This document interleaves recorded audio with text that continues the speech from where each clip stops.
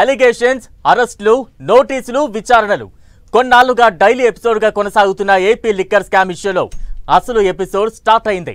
ED enter అయింది. సిట్తో coordinate చేసుకుంటూ నిందితులను విచారిస్తోంది. ముడుపుల గుట్టు విప్పే పనిలో ఈడీ ఉన్నట్టు తెలుస్తోంది. లిక్కర్ పాలసీలో మనీ లాండరింగ్ జరిగిందా? అసలు సూత్రధారులు ఎవరో కేసిరెడ్డి బయట పెట్టారా? ఈ వారంలో అరెస్టులు ఉంటాయా?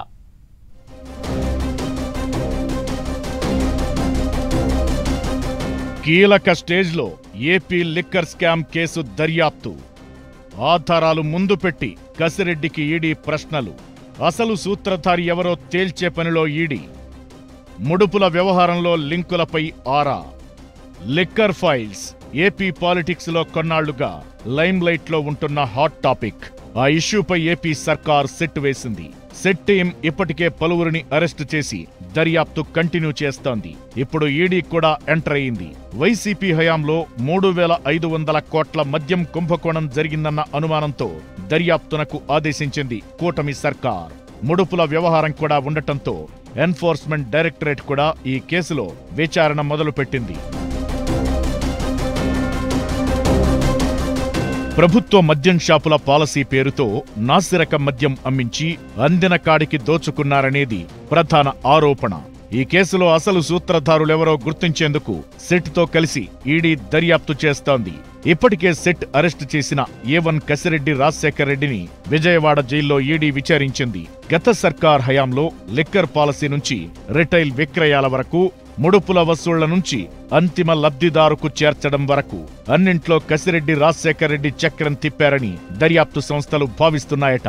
దీంతో ఆయన్ను దాదాపు 7 గంటల పాటు 100కు పైగా ప్రశ్నలు వేసి కసిరెడ్డి నుంచి కీలక విషయాలు రాబట్టినట్లు టాక్ వినిపిస్తోంది.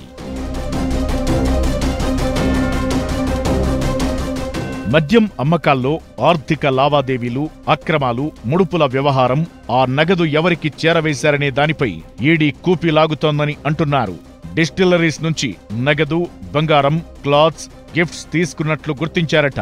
3,500 కోట్ల స్కామ్ జరిగితే అందులో 1,650 కోట్ల లావాదేవీలు ఎస్పీవై డిస్టిలరీస్ అధినేత సజ్జల శ్రీధర్ ద్వారానే జరిగినట్లు బ్రేక్ త్రూ దొరికినట్లు చెబుతున్నారు. ఆ వివరాలపై కసిరెడ్డిని క్వశ్చన్ చేశారట ఈడీ అధికారులు. హైదరాబాద్, ముంబై, ఢిల్లీలోని హవాలా ఆపరేటర్ల ద్వారా మనీ లాండరింగ్ జరిగినట్లు కూడా ఈడీఓ అంచనాకు వచ్చినట్టు తెలుస్తోంది.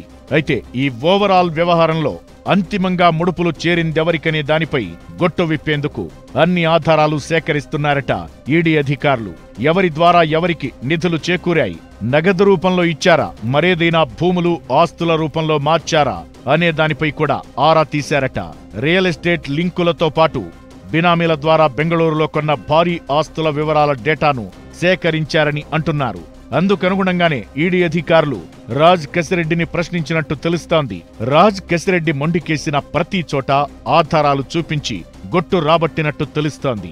వేల కోట్ల రూపాయలు దోచుకున్న అసలు సూత్రధారి ఎవరో, అందుకు ఆధారాలేంటో వివరాలు రాబడుతున్నారట. రాజ్ కసిరెడ్డి ఇచ్చిన ఇన్ఫో ఈడీ అధికారులకు చాలా కీలకం కానుంది. ఈడీ ఎంటర్ కావడంతో ఈ వారంలో పెద్ద అప్డేటే రాబోతోందన్న గుసగుసలు వినిపిస్తున్నాయి. గత 5 ఏళ్ల పాటు తిరుగులేని హవా నడిపించిన కొందరు అధికారులను విచారించిన తరువాత అంతిమ లబ్ధిదారుడెవరో ఈడీ అధికారులు ఓ క్లారిటీకి వచ్చే అవకాశముంది. ఇప్పటికే కొంత ఇన్ఫర్మేషన్ రాబట్టిన అధికారులు మరికొందరిని ప్రశ్నించిన తరువాత లిక్కర్ వ్యవహారంలో కీలక పాత్ర పోషించిన వ్యక్తులపై ఫోకస్ పెట్టబోతున్నారట. ఈ నేపథ్యంలోనే జూన్ మొదటి వారంలో కీలక అరెస్టులు ఉంటాయన్న టాక్ వినిపిస్తోంది. 2 వైసీపీ ముఖ్య నేతల అరెస్టులు ఉండొచ్చన్న లీక్స్ వస్తున్నాయి. అయితే ఈడీ టీం ఎంటర్ కావడంతో వైసీపీ శిబిరంలో చిన్నపాటి అలజడి మొదలైందట. నిందితులు ఎలాంటి సమాచారం అధికారులకిచ్చారో తెలియదు. ఎవరిని ఎప్పుడు మూసేస్తారోనన్న ఆందోళన కనిపిస్తోందట. ఈడీ బోనుకు చిక్కే వైసీపీ లీడర్లెవరో చూడాలి మరి.